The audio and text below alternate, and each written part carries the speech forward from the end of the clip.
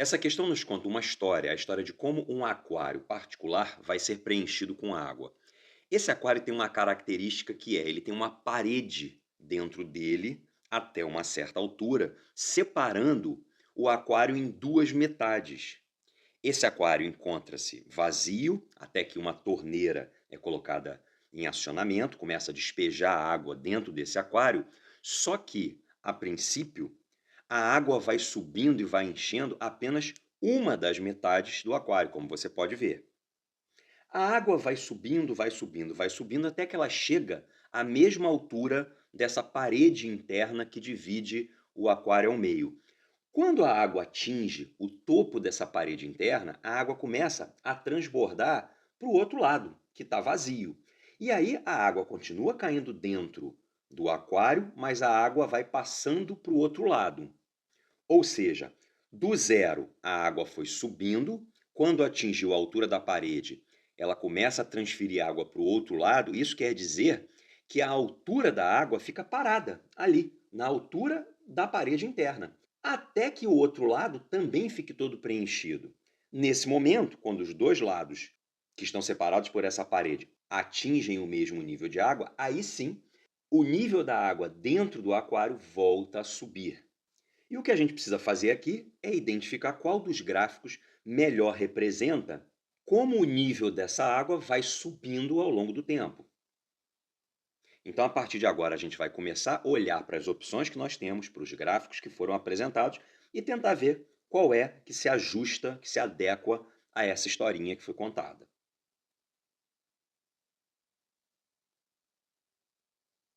A primeira coisa que eu quero identificar aqui com você é que todos os gráficos começam lá da origem. Isso quer dizer que, no momento zero, a altura da água era zero, ou seja, o tanque estava vazio. Isso é verdade, portanto, eu não consigo eliminar nenhuma das hipóteses. Se houvesse um gráfico que não começasse pela origem, significaria que no início do acionamento da torneira já haveria água lá dentro, o que não aconteceu. Então, se um gráfico dessa forma estivesse apresentado aí, a gente ia eliminar a opção. Mas como isso não se verifica, a gente não pode eliminar ainda nenhuma das 5 opções.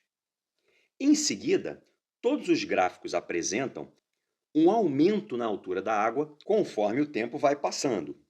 O ponto que está no final desse segmento de reta ascendente corresponde ao momento em que a água atingiu a altura daquela parede interna. Aliás, as coordenadas desse ponto são justamente o momento em que isso acontece e a altura da parede. Observe agora comigo os gráficos apresentados nas opções A e D. Ambos apresentam, depois desse ponto, uma redução na altura conforme o tempo passa. Mas isso é um absurdo, porque não há redução na altura da água. Isso só aconteceria se, a partir do momento em que a água atingiu a altura da parede interna, a torneira fosse desligada e a água começasse a ser retirada. Mas não é isso que acontece.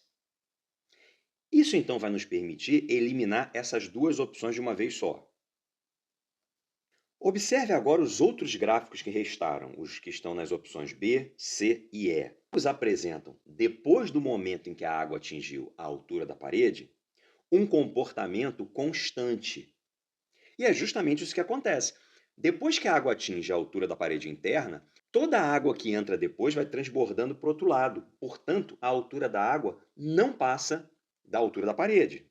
A altura da água permanecerá constante até que do outro lado, na outra metade do aquário, a água também atinja a altura da parede. Esse momento está representado pelo ponto identificado ao final do segmento horizontal.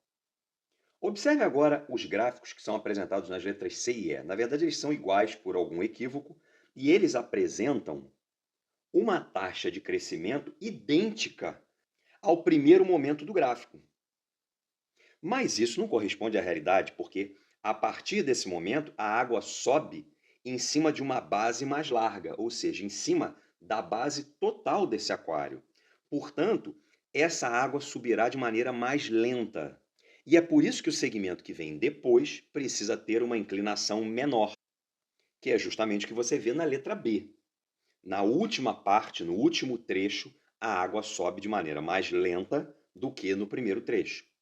Portanto, o gráfico que melhor representa O comportamento da altura da água em relação ao tempo é o que você vê na letra B.